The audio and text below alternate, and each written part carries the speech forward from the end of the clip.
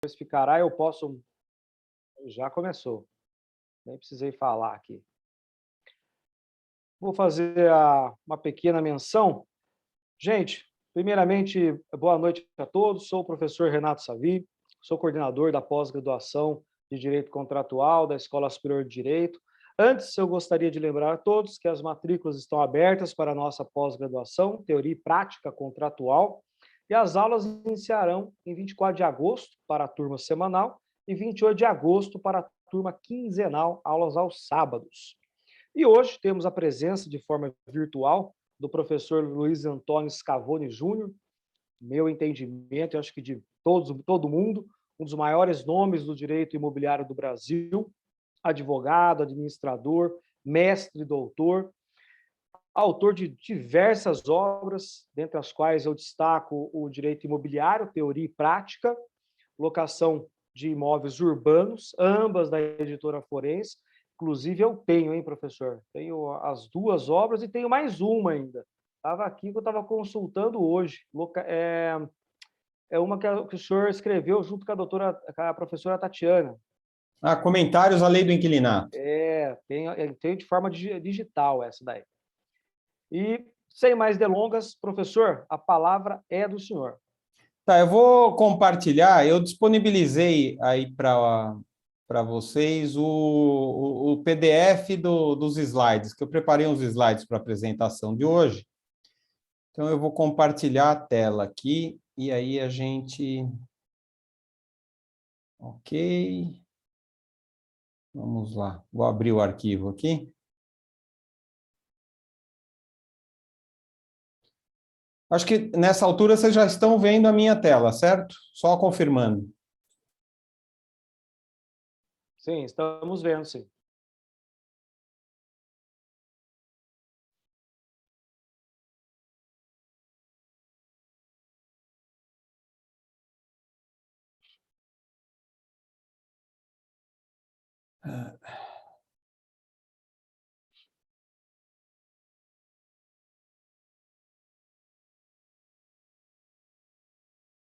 Bom, esse material está à disposição, viu, professor? Se quiser disponibilizar para os participantes, eu mandei via WhatsApp. Está comigo. Eu acredito que para alguém da secretaria, né? Não, mandou para mim. Foi para o professor. Nós estávamos conversando todo esse tempo. Tá bom, é que não tinha identificação lá, mas então tá. Mas fica à vontade, pode disponibilizar aí para os participantes. Vou cobrar R$50 de cada um para disponibilizar o material, obviamente, né, professor? Passando 50% para mim, está tudo certo. Com a máxima certeza. Pois é, só me procurar que eu passo para todo mundo aí.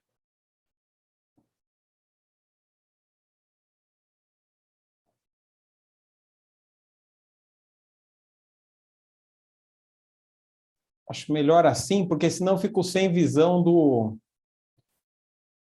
Deixa eu ver aqui como é que eu faço isso aqui. Eu chego um pouquinho para cá.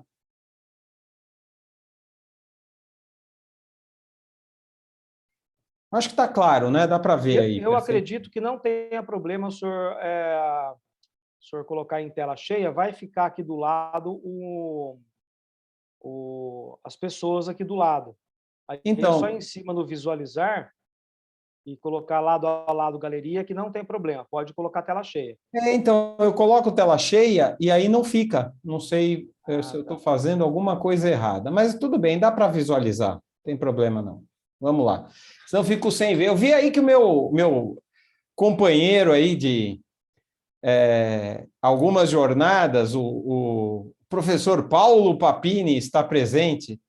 Ô Paulo, você está presente ou só deixou aí para fazer de conta que você está aí e foi tomar café, hein?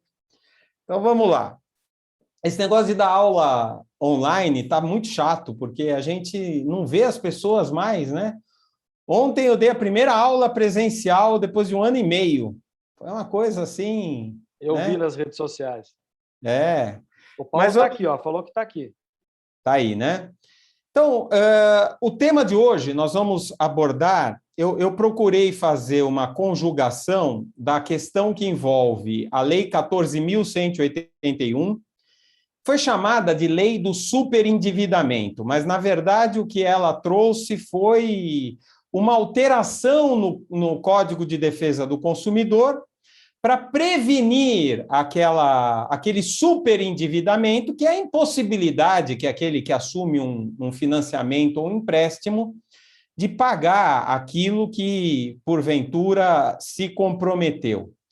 Então, basicamente, essa lei altera o Código de Defesa do Consumidor, estabelecendo algumas alterações, um acréscimo de 2 capítulos, e que visam evitar esse chamado superendividamento. Pois muito bem. Então, eu não sei qual é o nosso público hoje, professor Renato, mas eu vou partir do básico, não é? Se nós estamos falando numa alteração no Código de Defesa do Consumidor, na Lei 8.078 de 90, nós temos que falar, evidentemente, na existência de uma relação de consumo. Sem que haja essa relação de consumo, eu não vou nem tratar daquilo que eu vou mencionar na apresentação de hoje. Então, basicamente, eu não sei qual é a formação do nosso público, mas eu vou falar... Todos advogados.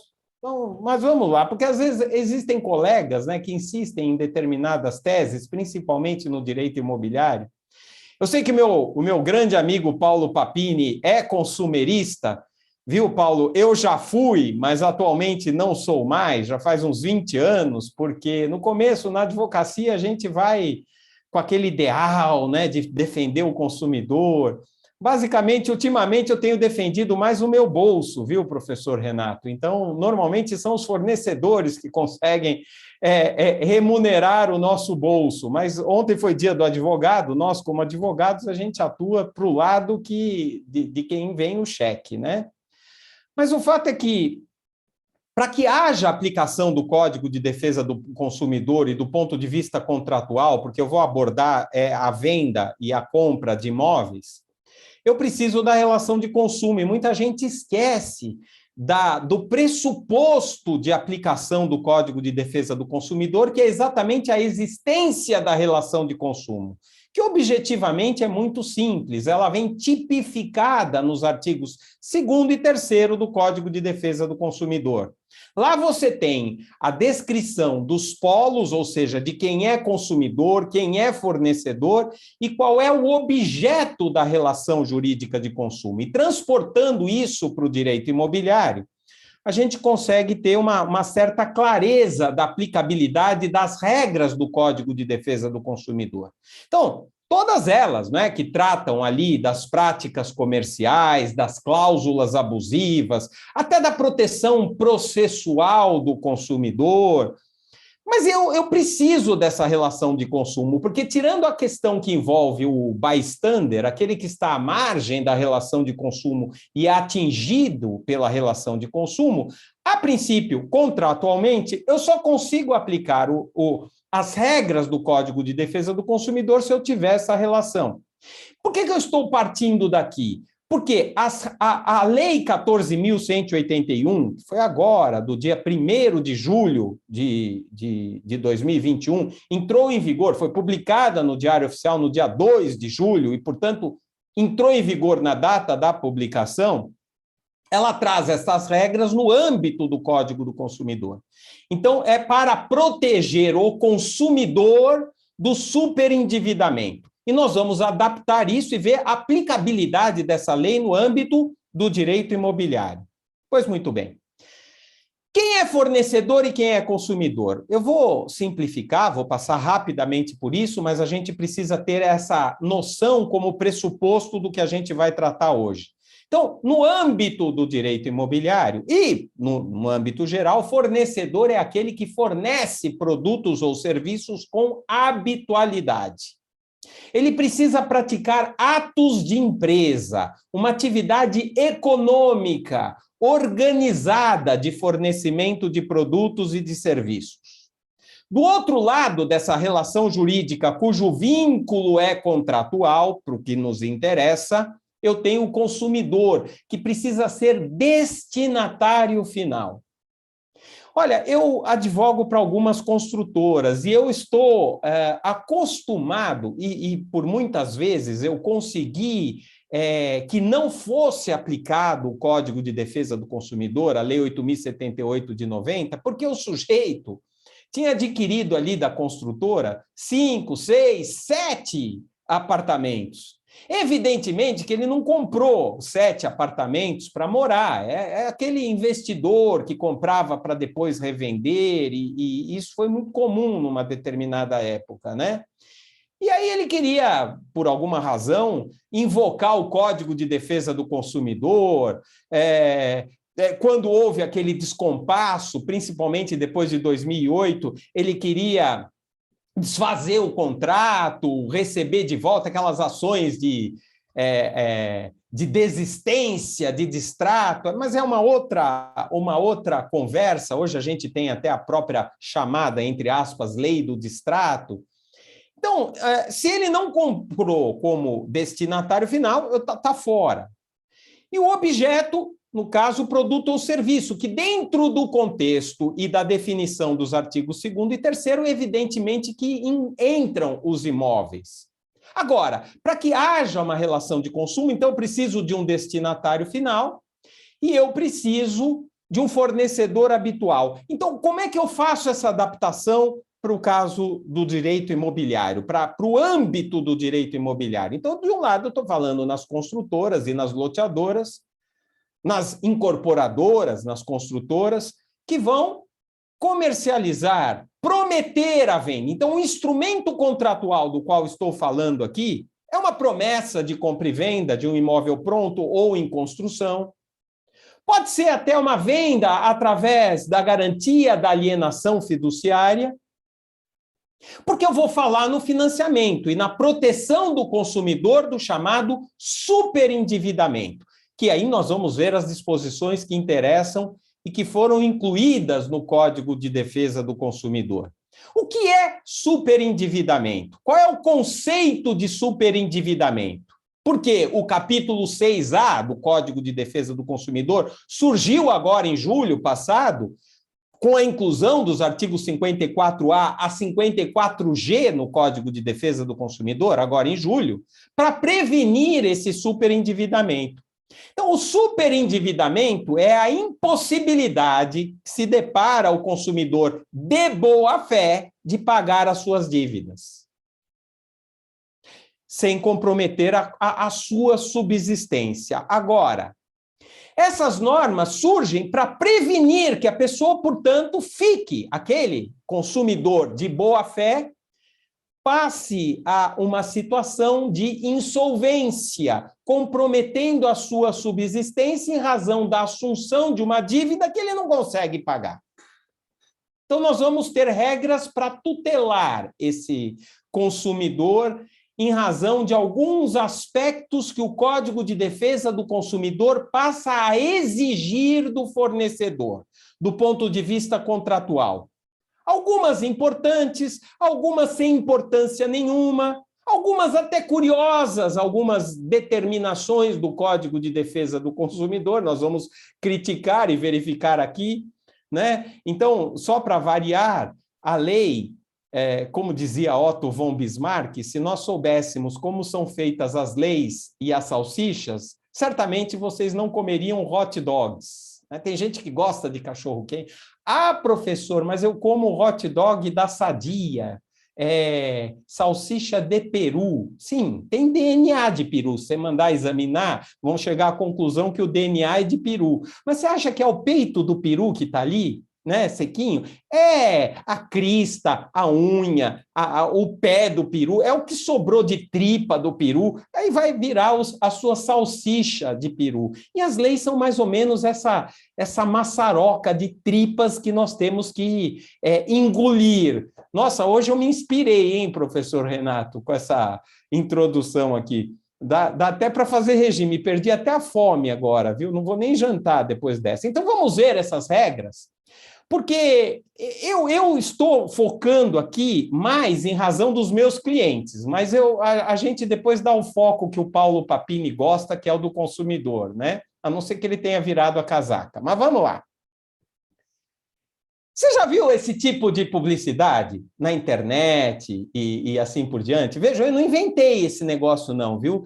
Eu não vou dizer de onde eu tirei, mas eu tirei do Facebook, de uma página de uma construtora, né? Tá lá. Saia do aluguel, sem comprovação de renda, sem consulta ao SPC Serasa. Vem aqui, contrata, por quê? Porque para a construtora tanto faz, gente.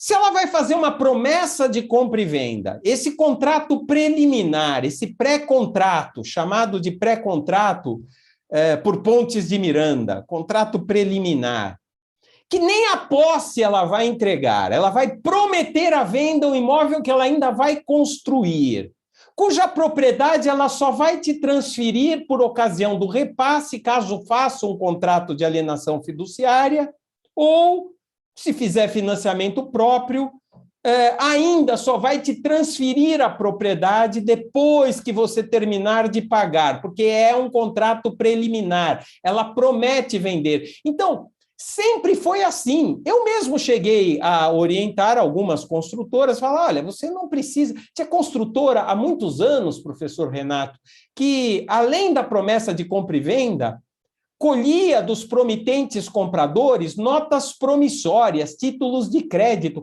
A gente ainda tem nas faculdades título de crédito, né? Eu já dei essa matéria na faculdade, mas é alguma coisa que está praticamente em extinção com exceção dos títulos de crédito eletrônicos, etc., né? Mas cheque, nota promissória, duplicata, com cartularidade, abstração, aqueles princípios das leis de 1900 e Guaraná com rolha, né? Isso já era. Mas tinha construtora que, além da promessa de compra e venda, colhia dos promitentes compradores notas promissórias. Eu, quando comecei a advogar com uma que fazia isso, eu falei, para com isso. Que coisa esdrúxula que você está fazendo. Você já tem um contrato com duas testemunhas que é título executivo. Para que você vai ter uma promissória mencionada nesse contrato com obrigação de guardar? De repente você perde a promissória. Na hora... E aconteceu, hein? Tinha lá processo, quando eu assumi essa construtora, do sujeito entrou com uma ação e tinha ali uma liminar que obrigava ele a devolver a promissória que ele tinha perdido. E aí, aquela confusão processual com multa diária para devolver a promissória porque estava quitado. Você se obriga a guardar esses títulos. Para que isso? Para poder protestar. Você protesta o contrato, executa o contrato, é título executivo. E outra coisa, o que eu dizia para eles? Você já tem a garantia, você fez promessa de compra e venda. Você só vai outorgar a escritura e transferir a propriedade que permanece no seu nome depois que ele cumprir a parte dele, o promitente comprador, pagando todas as parcelas do preço. Então, tendo em vista a natureza do negócio, muitas construtoras pensam dessa maneira, saia do aluguel, vem cá, assina um contrato, a gente não vai fazer informação nenhuma, não vai pedir comprovação de renda, sem consulta SPC, Serasa, sem juros, aí é uma piada, né? Porque não existe almoço de graça. Se alguém vai parcelar para você, e é muito comum, né? Olha, sem juro uma ova, ele embutiu no preço. E nós vamos ver que isso, inclusive, hoje não se pode mais. Até por conta das regras que nós vamos ver agora. Mas então vamos lá. Eu acho que, fundamentalmente, essa é a regra principal que nós temos que observar daquilo que eu pensei da Lei 14.181 para o mercado imobiliário. Nós passamos a ter agora, então, o 54D no Código de Defesa do Consumidor, que tem uma norma que determina uma conduta para esses promitentes vendedores que vão dar crédito para a aquisição de imóveis. Porque eu estou focando aqui para aquisição de imóvel. Evidentemente que essa lei não é só para isso, tá? Está lá no Código do Consumidor. O Código do Consumidor serve para o supermercado que vende um saquinho de maçã da Turma da Mônica até alguém que vende um imóvel. Lembrando, e aqui esse deverá me deixa com a clareza de que o estudo do direito é deontológico. Deontologia é o estudo dos deveres. Se eu olho para o direito material, eu vejo ali sempre permissão, proibição e determinação de condutas na vida social. E nós temos aqui uma norma que determina uma conduta. Determina. Porque deverá, entre outras condutas, então aqui eu estou tratando de construtores, de incorporadores, de loteadores, avaliar de forma responsável o crédito. Então, tem sim que pegar comprovação de renda e documentar que colheu essa comprovação de renda. Tem que fazer análise de crédito responsável. Tem que fazer Serasa e SPC, sim, para saber se o sujeito já não está numa situação de insolvência. Não é o seu crédito que está em jogo, ou a sua garantia, ou tanto faz para você. Porque isto aqui nada mais é, porque, professor Renato, para mim nada disso seria necessário. Se as pessoas lessem um pouquinho do Código Civil, professor Renato, tem alguma coisa no nosso sistema chamado Código Civil. Lei 10.406, de 10 de janeiro de 2002, publicado no Diário Oficial no dia 11, e que depois de uma vacatio legis de 1 ano, entrou em vigor no dia 12 de janeiro de 2003, um domingo. Eu, com muita tristeza, vejo algumas faculdades de direito hoje que dão direito civil num semestre. Isso é o assassinato do direito como ciência. Como é que pode ter direito civil num semestre? Então, nós já temos no Código Civil, no artigo 113, no artigo 422, a necessidade de respeitar em qualquer contrato a boa-fé. E a boa-fé encontra a sua vertente objetiva e subjetiva. Isto aqui nada mais é do que a materialização da boa-fé objetiva, do dever de cooperação, de colaboração que os contratantes têm. Então, o que o Código de Defesa do Consumidor está a exigir agora é a boa-fé do fornecedor cooperando, para evitar que o consumidor, e no caso aqui o adquirente de um imóvel, assuma o financiamento pelo qual, pelas regras formais de análise de crédito, que os bancos conhecem muito bem, e de comprometimento de renda, ele não vai conseguir pagar, dando um dane-se para esse sujeito. Ele que se vire, eu quero é vender, porque depois eu tomo o dinheiro dele com a lei do distrato, que começa fazendo ele perder 50% do que ele pagou, para quem não sabe. Não é objeto da exposição de hoje. Não pode. Então, o que eu estou recomendando às construtoras doravante? Eu estou recomendando o seguinte: tratem de documentar essa avaliação responsável. Porque daqui a pouco, professor Renato, nós vamos ver as consequências de não se respeitar isso. Agora, se a juizada vai aplicar as consequências, eu não sei, porque nós estamos hoje vivendo uma aplicação muito criativa do direito. Eu não falo mais nem em ativismo, não. Ativismo já ficou para trás, agora é aplicação criativa. O juiz põe a capa preta, né? Não é nem mais toga, é capa preta, e ele fala, la lei soy yo. Nós já ultrapassamos o direito consuetudinário, porque no direito consuetudinário, pelo menos, se segue um precedente. Aqui o precedente está na cabeça do magistrado.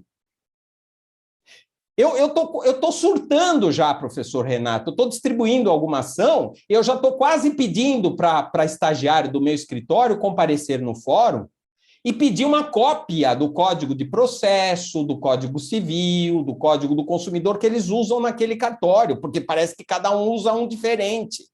E, inclusive, uma Constituição própria. Não é de cada estado, como nos Estados Unidos, não. Cada cartório, cada vara tem uma Constituição que é diferente da outra. Nós já chegamos nesse nível aqui no Brasil. Grande Brasil varonil, onde até juiz resolve que pode mandar instaurar inquérito que ele mesmo recebe e que depois ele mesmo vai julgar. Olha só, Brasil é aplicação criativa e a gente fica discutindo o que está escrito no Código de Defesa do Consumidor. E o cliente entra no escritório e quer prognóstico, professor Renato, ele quer saber o que pode acontecer. Eu digo para o meu cliente, eu falo, olha, o que eu estou fazendo aqui é te explicando o que é a lei, o que é a ciência do direito. O que vai acontecer com você, você trata de consultar uma cartomante, alguém que leia a bola, veja ali o futuro numa bola de cristal, porque eu não sou cartomante. Mas é disso que você vai precisar. Tal nível de insegurança jurídica. Mas o que nós temos hoje é uma lei de um mês. Então, nós temos o quê? Que orientar o cliente. Fala, olha, você tem que avaliar de forma responsável. Isso aqui daqui a pouco vai gerar consequência. Então, trata de documentar esse negócio. Não dá mais para você anunciar sem comprovação de renda, sem Serasa, sem SPC. Você tem que fazer Serasa, tem que fazer SPC, tem que guardar isso no arquivo eletrônico que seja, mas tem que provar que você fez essas informações, que você avaliou a renda, ainda que você vá prometer a venda através de uma promessa de compra e venda ou colher uma garantia real, não importa. A regra é clara. Mas aí começam as pérolas. Essa é a primeira que eu enxerguei lá. O 54A do Código de Defesa do Consumidor diz que não se aplica esse capítulo aí, que foi inserido do superendividamento, para produtos e serviços de luxo de alto valor. Não basta ser de luxo, tem que ser de luxo e de alto valor. Eu sou positivista, professor Renato. Inclusive, sou criticado pelo meu chefe. Criticado, porque ele é pós-positivista. Claro que o positivismo comporta graus. Mas, dada a insegurança jurídica pela qual nós passamos hoje no Brasil, eu acho que nós precisamos de um retorno ao positivismo. Mas aí a gente se depara com esses termos legais indeterminados, que nenhum positivista dá jeito. Transportando para o imóvel, o que é que seria um imóvel de luxo e de alto valor? Isso vai dar margem a interpretações de toda a natureza.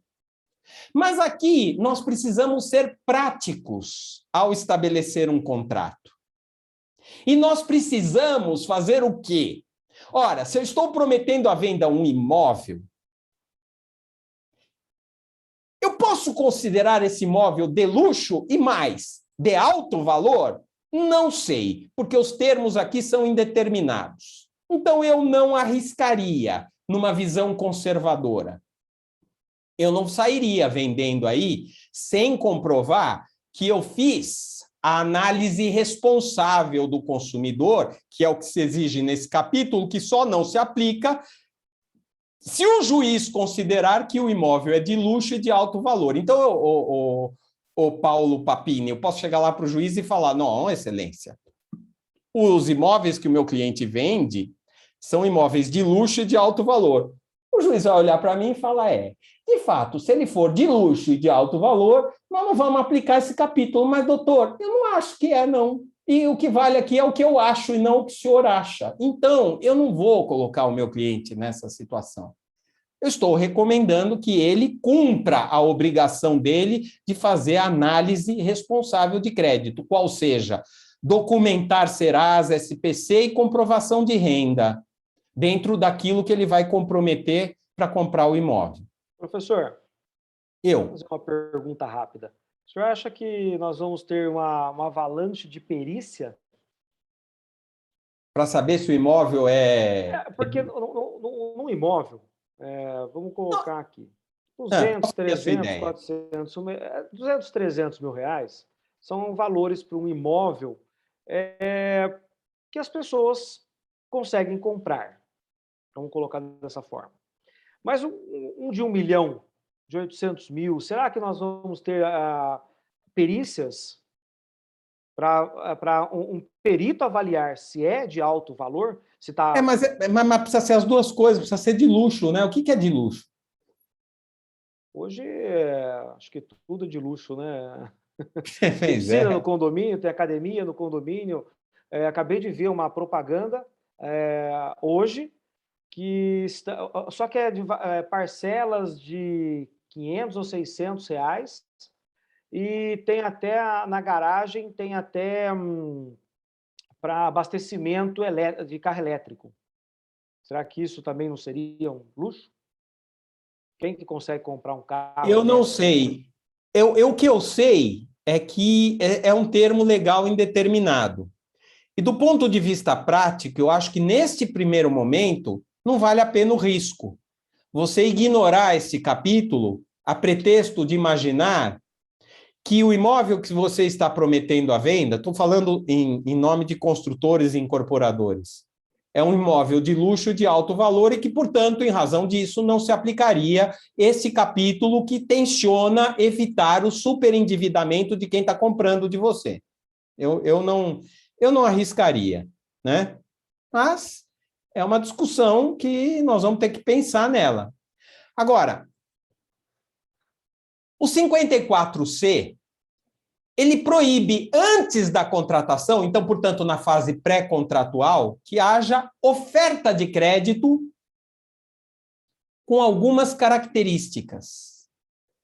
A primeira delas é que já há a norma proibitiva, quer dizer, o código ele foi alterado e ele deixou muito clara essa situação. Primeiro, ele exige que você faça a informação,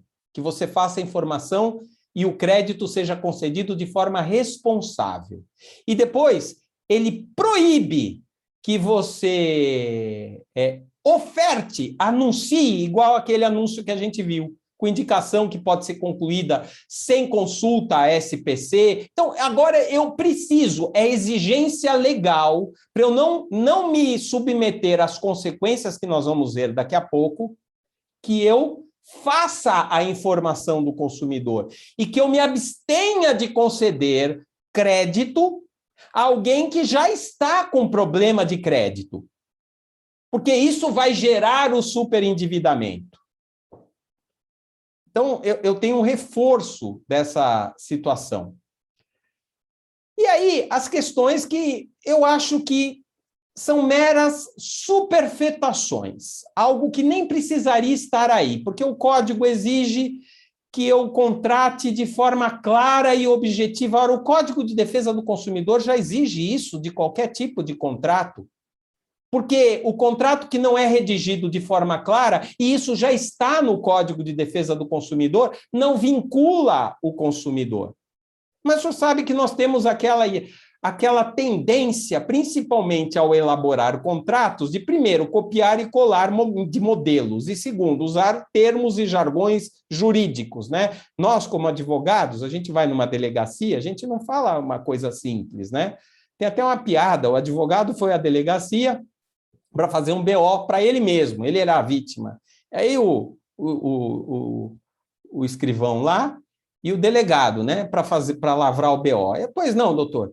Aí ele conta aqui que houve. Os amigos do alheio penetraram sorrateiramente nos recintos seculares de minha pitoresca mansão e de lá subtraíram uma ave galinácea cujo vulgo denomina-se peru. Não é pelo valor intrínseco do semovente, mas é que o mesmo seria imolado em holocausto em meu onomástico. O escrevente não escreveu uma palavra. Olhou para o delegado e falou: ô, doutor, o que eu ponho aqui no BO? Põe aí, afanar o peru do homem. Então, a gente tem que começar a escrever nos contratos, parar com esses contratos de 50, 60, 70 laudas, com cláusulas desconexas, cláusulas desnecessárias, porque já estão em norma de ordem pública, que eu não preciso escrever, né, e repetir o que já consta de norma de ordem pública e escrever contratos de forma simples, porque o resultado desses contratos pomposos, né, que parecem muito bons para a gente vender para o cliente, é simplesmente a desconsideração deles na hora de um litígio, porque o juiz não vai ler esta porcaria. E ele vai aplicar o que tiver na cabeça, ele vai aplicar de qualquer jeito, mas a chance de você ver aquele contrato e as condições dele respeitadas num contrato desconexo, um Frankenstein que você pegou cláusulas ali, aqui, e usou termos não claros, a chance de você aplicar aquele contrato é nada, é zero. A gente tem visto isso, né? Você junta contrato em processo, o juiz não dá nem bola para aquilo. Ele vê ali as questões principais e ninguém mais respeita, nem juiz mais cláusula de contrato, muitas vezes. Então, não pode ter assédio, opressão dirigida ao adquirente para contratar. E uma coisa que é muito comum, principalmente por banco, né? Impor condição para renegociação, para contratação, para concessão de crédito, até o início de tratativa. A Caixa Econômica faz muito isso na Justiça Federal. Você quer fazer acordo, você primeiro faz uma petição desistindo da ação de revisão ou qualquer coisa assim. Isso não pode mais, tá?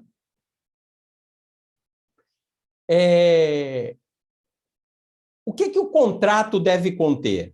Inclusive o quadro resumo. Muitas dessas disposições já presentes na lei do distrato.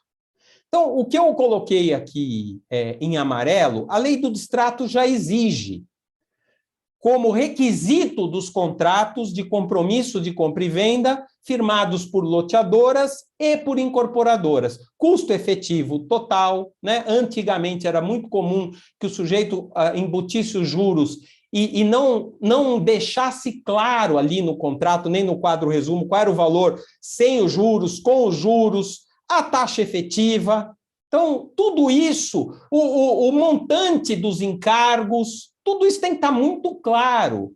O montante das prestações, quanto houve de acréscimo de juro, qual é o valor daquele contrato depois do acréscimo dos juros, sem os juros, qual é a taxa efetiva que foi aplicada. E algo que, mais uma superfetação. O Código de Defesa do Consumidor exige que eu coloque uma cláusula que assegure ao consumidor a liquidação antecipada do financiamento, das parcelas, da dívida dele, com a redução dos juros que foram embutidos. Então, eu tenho que informar quais foram os juros, né? Sabe aquele negócio? Antigamente, eu mesmo, confesso, cheguei a fazer dessa maneira. Tinha muita discussão sobre tabela price. O Papini sabe o que eu acho da tabela price. Continuo achando a mesma coisa. Mas quando a gente começa a advogar para a construtora que quer, porque quer cobrar a tabela price, eu falei, olha, para não entrar na discussão, faz o seguinte, não tem tabela de imóvel. Embute no preço e diz que o valor total, diz qual é o valor total, que ele vai pagar X parcelas e não precisa dizer quanto você está cobrando de juros. Não tem tabela de imóvel, não pode mais fazer isso. Por quê? Porque agora ficou muito mais claro, já era um direito do consumidor, mas ele tem direito à liquidação antecipada. Eu já tive, inclusive, que voltar atrás, porque há alguns anos atrás, um cliente meu foi parar no Ministério Público por conta desse contrato. Eu tive que fazer um termo de ajustamento de conduta para começar a incluir os juros. Porque o promotor me falou, eu falei, o senhor tem razão, vou fazer. Fala, olha, se o senhor coloca dessa maneira, coloca que o valor do imóvel é 1 milhão e que o seu cliente vai pagar 20 parcelas de 50 mil e não põe o juro, se ele quiser antecipar, quanto é que o senhor vai descontar? Eu falei, não vou descontar nada porque não tem juro. Eu falo, tá bom, doutor, para cima de moar. Quer dizer que o seu cliente está financiando, está vendendo esse imóvel em 20 vezes e ele não está incluindo o juro aí. Claro que ele está incluindo o juro, ele embutiu nas parcelas, o senhor tem que colocar, porque se ele quiser antecipar, o senhor tem que fazer esse desconto, é direito dele. Eu falei, o senhor tem razão, vamos fazer. Então, resolvi recuar, fazer o termo de ajustamento. Mas agora, isso eu preciso colocar no contrato, expressamente. Eu não posso mais omitir, já não posso desde a lei do distrato, mesmo antes já não podia, agora muito menos. Eu preciso dizer qual é a taxa de juro que eu coloquei naquele contrato. Se eu parcelei, eu não vou conseguir convencer ninguém que não tem juro naquela prestação, porque ninguém vende a prazo, porque o dinheiro tem custo. Ninguém dá nada de graça para ninguém. Então, eu tenho que dizer qual é o juro que está embutido lá, porque se o sujeito quiser antecipar as parcelas, ele vai ter esse direito subjetivo de fazer isso com a liquidação antecipada, com o desconto proporcional dos juros, que, aliás, já é a regra do parágrafo 2º do artigo 52, que nem depende do superendividamento.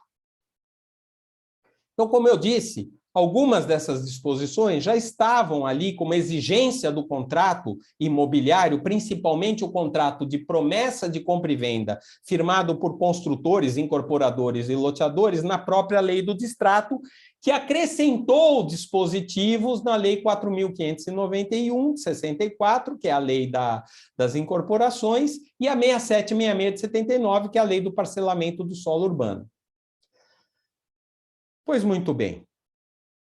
O descumprimento, agora, professor Renato, como já dizia Kelsen, o direito só brilha quando as normas são violadas.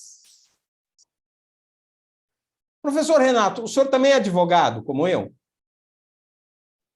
Sou advogado também. Algum cliente já entrou no seu escritório para dizer: doutor Renato, está tudo bem com a minha vida, com a minha liberdade, com o meu patrimônio, com a minha família também. Mas eu vou pagar 50 mil para o senhor aqui no escritório. O senhor parcela? Alguém já entrou assim no escritório? Não. As pessoas entram no nosso escritório dizendo o seguinte: olha, eu tenho um contrato, estou enrolado, meu sócio isso, a minha mulher está me traindo, eu preciso me divorciar, porque não sei o quê, o meu contrato não foi cumprido, minha empresa não sei o quê, o meu imóvel foi invadido. Eu acho ótimo isso, professor Renato. Eu parei de perguntar tudo bem. Eu parei de falar, tudo bem, como é que você está? Não pergunto mais. Eu só falo bom dia, boa tarde. Nós somos advogados, não vamos ser hipócritas. Ontem foi o dia do advogado, ninguém gosta de advogado. Já que ninguém gosta, então a gente cobra, porque nós somos o quê? Urubus da sociedade. A gente vive da carniça social. Só nos procuram quando tem problema. E a gente ainda cobra. Por isso que nós somos odiados. Sabia? Mas isso é culpa do Kelsen, que já dizia que o direito só brilha quando as normas são violadas.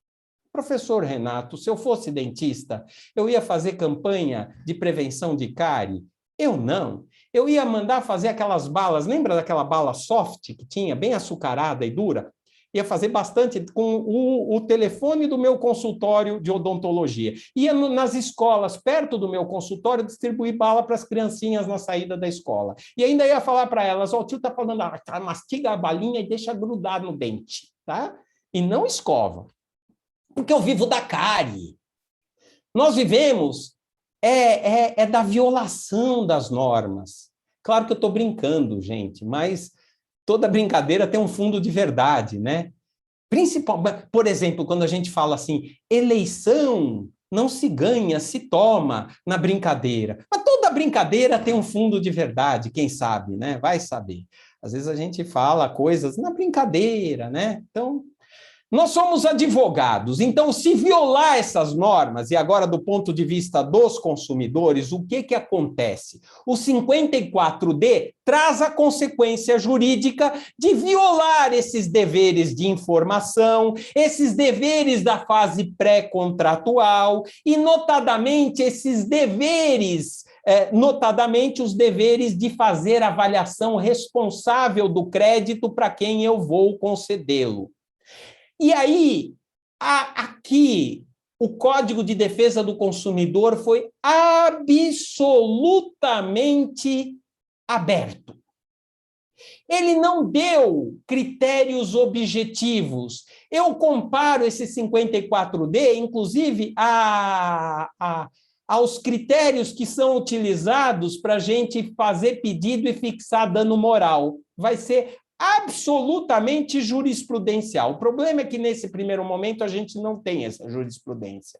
O CDC permite que, na ausência daquela informação responsável ou da informação muito clara a respeito de tudo que vai pagar, taxa de juro, taxa efetiva, valor com juro, valor sem juros, encargos, o consumidor pode ir a juízo e exigir, como direito subjetivo, facultas agendi, a redução dos juros, redução dos encargos, quanto, a lei não diz, redução de acréscimos ao valor principal, dilatação de prazo para pagamento, considerando que elementos muito subjetivos, gravidade da conduta do fornecedor, e as possibilidades econômicas e financeiras do consumidor, notadamente as financeiras. Vejam como é subjetivo. Parece fixação de dano moral, né? Gravidade da conduta, capacidade econômica do ofensor, do ofendido e função inibitória. Só faltou a função inibitória. Então, o juiz vai operar a redução, a revisão, jamais a resolução. Aqui a lei não fala em resolução do contrato, mas em revisão. E o juiz vai reduzir quanto da cabeça dele, reduzir juros, encargos, dilatar o pagamento, para adequar aquele contrato à possibilidade de pagamento do consumidor. E a redução será feita levando em conta também a gravidade, que é muito subjetivo e vai ficar ao talante do magistrado da conduta do fornecedor. Essas são as consequências. Mas tem mais, e já indo para o fim da minha exposição. Tem uma novidade aqui. O 54F torna o contrato da construtora, da incorporadora, coligado com o contrato de crédito, quando a construtora e a incorporadora fazem o tal do repasse. Notadamente quando a gente vê esse tipo de publicidade, né? A construtora põe lá, olha, financiamento do banco XPTO. Então, a partir daí, eu considero, notadamente, quando há esta oferta pelo próprio fornecedor, no caso aqui a construtora, e há, né? Quando a gente compra imóvel novo, normalmente tem lá empreendimento financiado pelo banco tal, como tem essa publicidade aqui. E a própria construtora oferece, porque é o banco que está financiando a obra, o repasse. Então, o banco, para quem advoga para banco aí, toma cuidado, porque vai ter que fiscalizar o que a construtora que vai fazer o repasse para esse agente financeiro está fazendo, porque os contratos são expressamente coligados a partir de então. O 54F traz essa ideia. E não era assim, porque a jurisprudência do STJ até então, até agora, era no sentido, nem no caso de vícios ou defeitos, responsabilizar a construtora. Houve uma jurisprudência oscilante no STJ, nós tivemos um período em que alguns precedentes permitiam a responsabilização do agente financeiro por vícios e defeitos, eu não estou falando nem de superendividamento, mas depois o STJ pacificou o entendimento segundo o qual eu só posso responsabilizar o agente financeiro no âmbito de vícios e defeitos de construção, se o agente financeiro participou ativamente da construção, o que só ocorre nos casos da Caixa Econômica, quando ela dá um tal de crédito associativo e ela mesmo contrata a construtora, mas é uma exceção no mercado imobiliário. O agente financeiro, ele financia, ele não participa da construção. Então, o STJ abstraiu, em que pese o Código do Consumidor trazer responsabilidade solidária, ele abstraiu a responsabilidade dos agentes financeiros. Mas agora, para efeito de superendividamento, quando o agente financeiro se coliga a uma construtora, financia a obra com recursos da caderneta de poupança, no caso da Caixa, até do fundo de garantia, e há depois o repasse daquele financiamento, eu consigo encaixar nesse artigo 54F, e se houver qualquer omissão na fase pré-contratual de análise de crédito e houver o tal do superendividamento por falta de informações ao consumidor, falta de análise de crédito, então eu vou poder responsabilizar também e revisar o contrato celebrado com o agente financeiro. Professor Renato, eram essas as observações que eu tinha, vou fazer minha propaganda, né? Eu acho que não há nenhum óbice, né? Se tiver, já fiz de qualquer jeito, então... Eu já fiz a propaganda de 3. Essas eram as questões que eu separei para não ficar muito maçante, né? Para a gente falar em mais ou menos 1 hora, que foi o tempo que eu tomei aqui para expor o que eu achei de mais importante em razão da lei do superendividamento, em função do mercado imobiliário e principalmente dos contratos celebrados por construtoras, incorporadoras e loteadoras. Agradeço ao convite feito, à oportunidade, e fico à disposição se tiver alguma indagação, alguma pergunta, alguma observação. Muito obrigado. Professor, eu agradeço muito. Gente, perguntas? Eu sei que o Papini estava dando algumas opiniões aqui no bate-papo. Papini, se você conseguir abrir o seu microfone e seu vídeo aqui, quiser fazer alguma pergunta, ou as pessoas. Eu sei que o Fernando aqui da Unitá fez uma pergunta aqui no bate-papo. Fernando, se você quiser abrir aí e fazer a pergunta.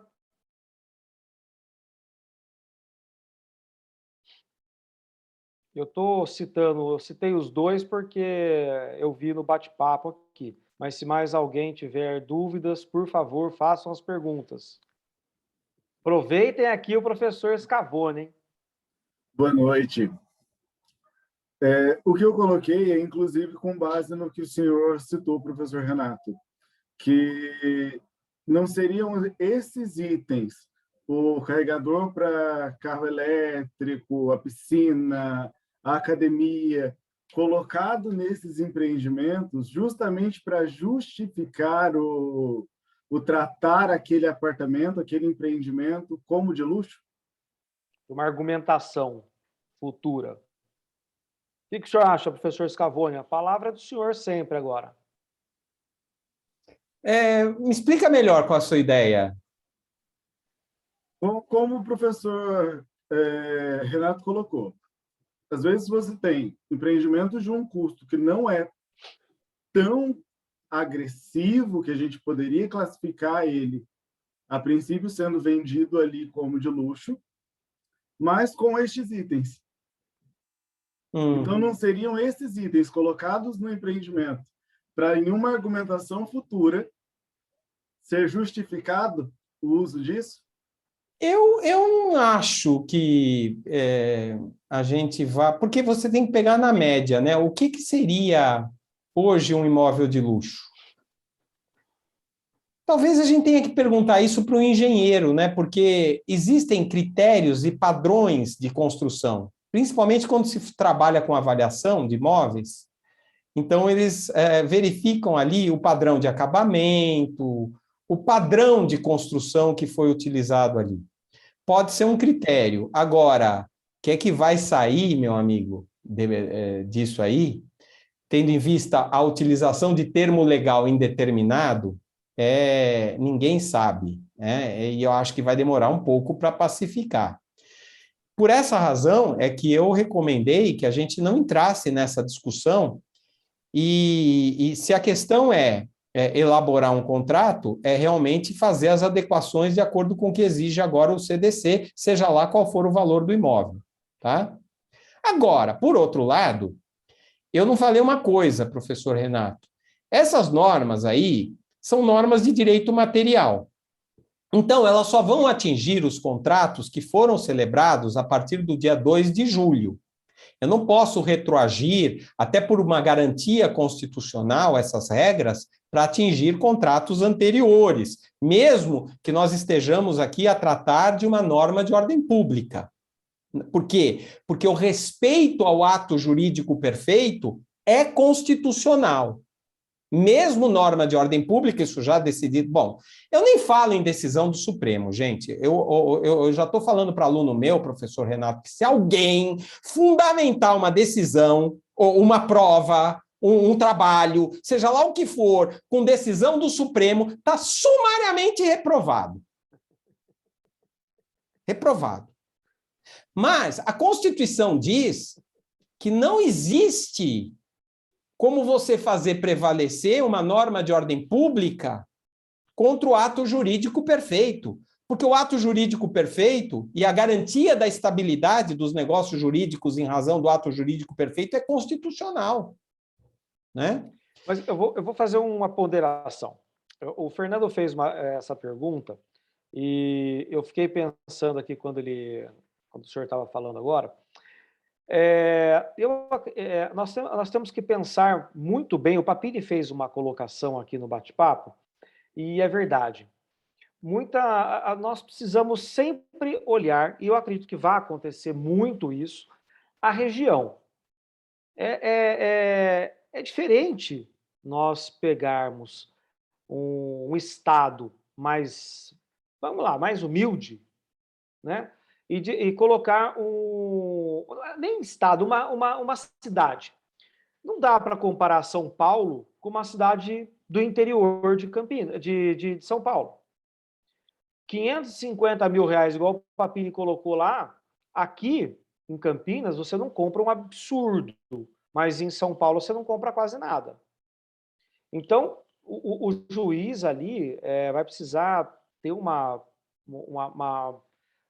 análise muito tranquila para ele entender o que é luxo, né? Para mim, um carro elétrico é luxo. Não sai por menos de 180 mil reais hoje, um carro elétrico. E quem tem um carro de 180 mil vai morar num apartamentinho aí de 1 milhão, uma casa de 1,5 milhão, 2 milhões.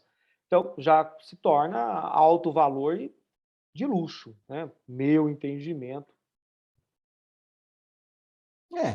Agora, o que a gente pode afirmar é que realmente um imóvel comprado na faixa 1 e 2 pela Caixa, no programa Minha Casa Minha Vida, não vai dar para sustentar que é de luxo. Então, essas regras aí têm que ser respeitadas. De qualquer maneira, o que eu estou recomendando para os meus clientes é que eles adaptem os contratos e a fase pré-contratual, registrando todas essas informações em todo e qualquer caso. Eu não vou entrar nessa discussão.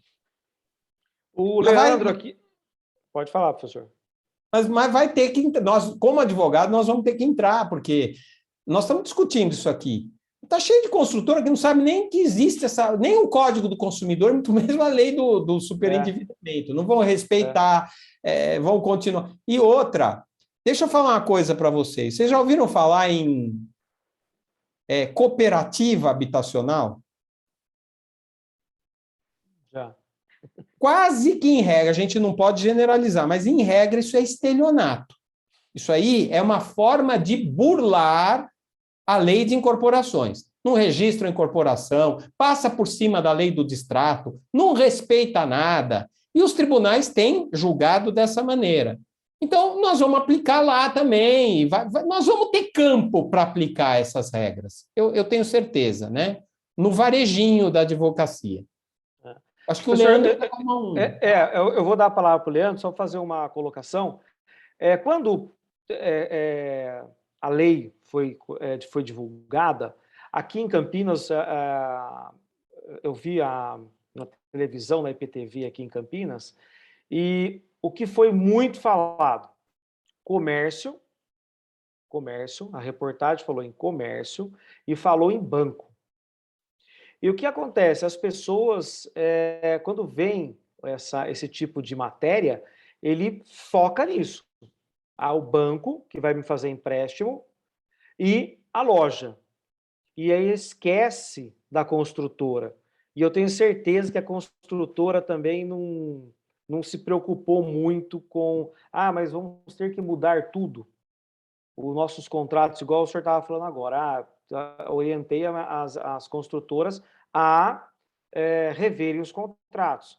Mas as pessoas acabam não percebendo isso. E se a gente conversar com alguém, conhece a lei e tal, se não for advogado, às vezes até advogado não sabe, né, o que se trata a lei, nem leu a lei ainda. O Leandro é um ex-aluno meu e está em todas, hein? O Leandro está em todas as palestras aqui.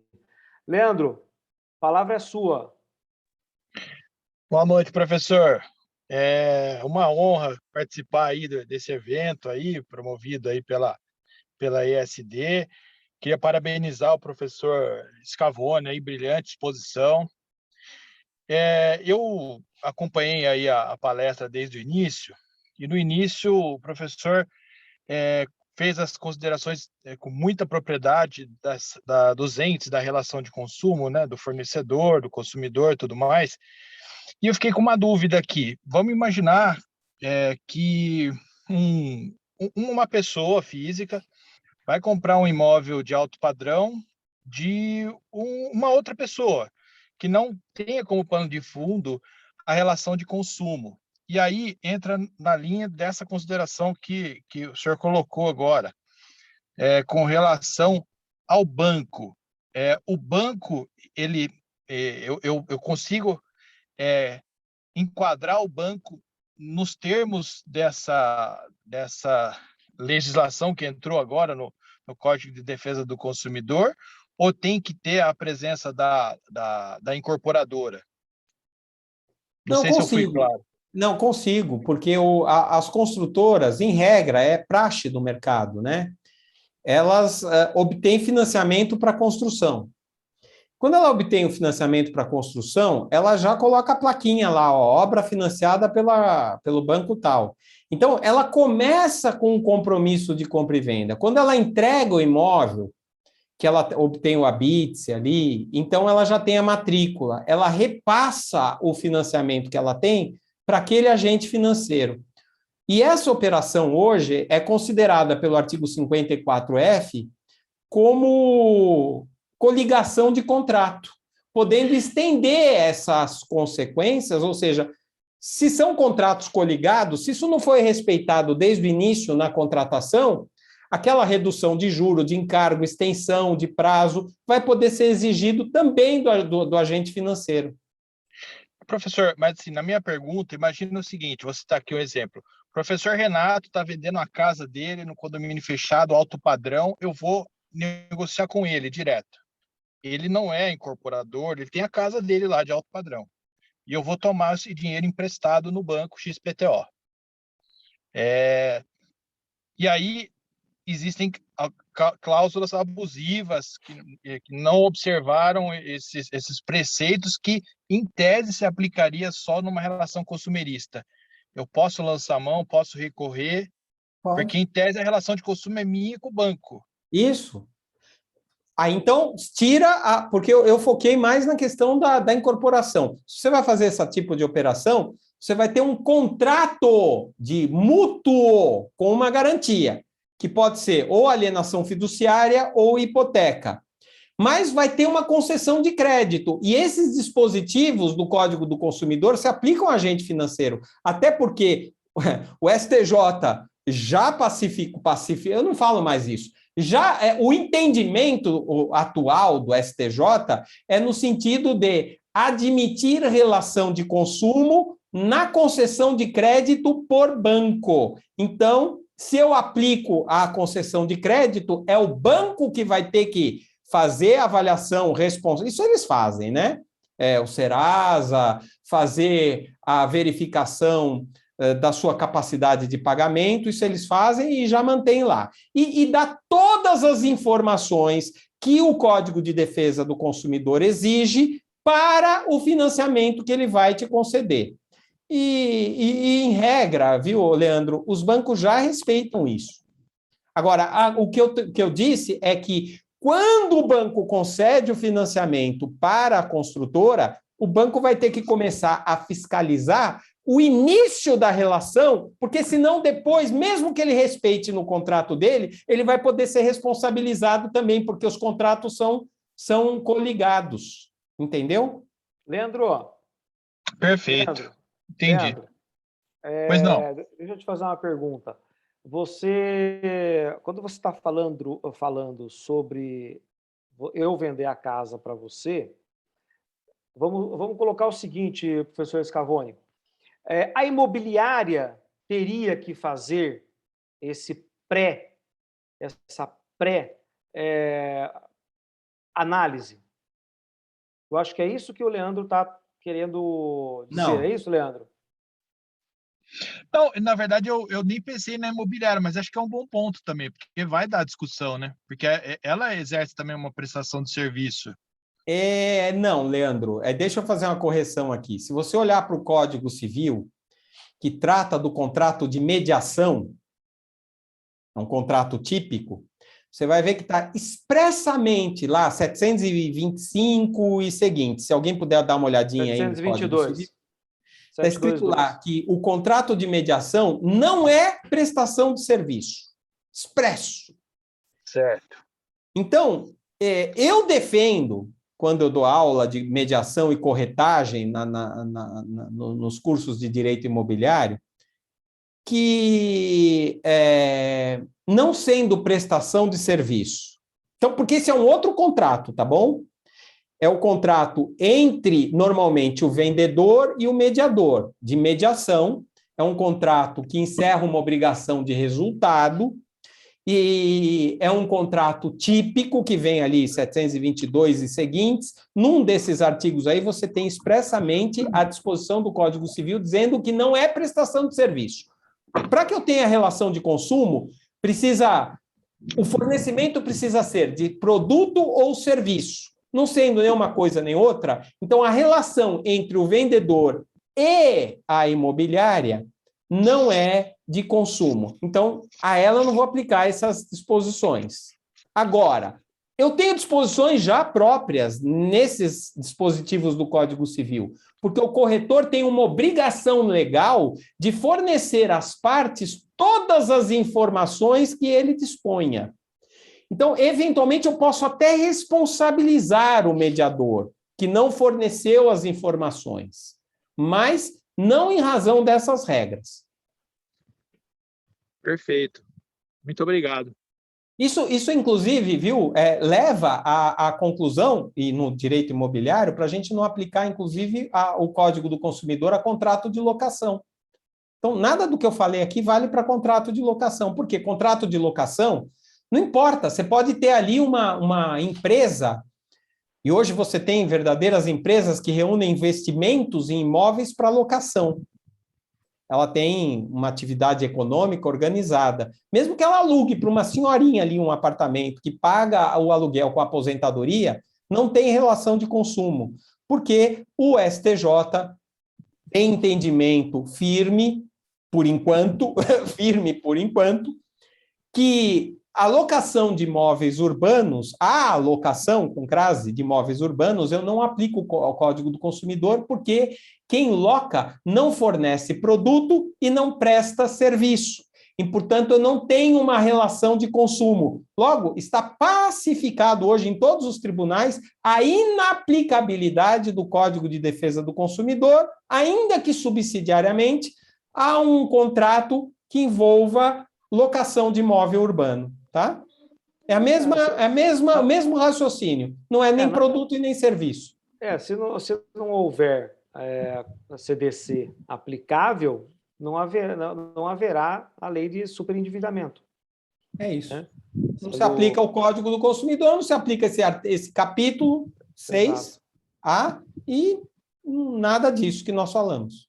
O que nós vamos ter na prática, né, professor, com incorporadoras, construtoras, imóvel na planta, né?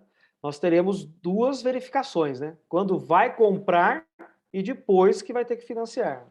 Então, serão dois. Mais alguém quer fazer pergunta? Para o professor Scavone? Mais ninguém? Então, ok.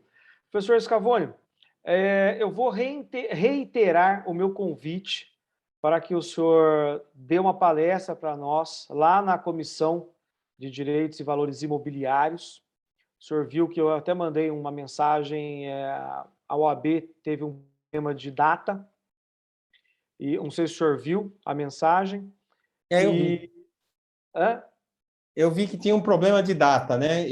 Teve. Eu fiz uma sugestão, amanhã eu entro em contato com o senhor e a gente reagenda. E eu vou agradecer mais uma vez a presença do senhor de forma virtual. Olha, superendividamento era uma lei que todos nós temos dúvidas, não é uma lei que vai ser muito divulgada, a gente sabe disso, e é muito interessante a palestra para nós termos um ar aqui de de conhecimento sobre essa lei, né? E agradeço mais uma vez a presença de todos. E, professor, muito obrigado mesmo por ter aceito o meu convite. E já fica o convite para nós reagendarmos a OAB e para quando tiver agenda aí para dar aula para nós aqui na Escola Superior de Direito. Tá ótimo, eu agradeço o convite. Gostei de conversar aqui, encontrar meu amigo Papini, embora ele não tenha aparecido, não. Acho que ele só colocou aí e foi tomar café, hein? Ele está dormindo, ele deve estar deitado na cama, porque eu falei para ele, entra aí. Ele falou, deve estar dormindo, a cabeleira dele está desarrumada, certeza. Para arrumar aquela cabeleira toda lá dá muito trabalho. Inclusive, o professor Papini vai dar aula para a gente, hein, na Escola Superior de Direito. Tá gerenciando uma reunião de condomínio. Boa sorte, meu amigo. Cuidado com as cadeiras que vão voar aí, viu? Se for presencial. Professor Scavone, muito obrigado. E eu agradeço a todos também pela presença. Professor, boa noite. Boa noite a todos. Obrigado mais uma vez. Boa noite a todos e até a próxima. Tchau, tchau. Um abraço, Papini.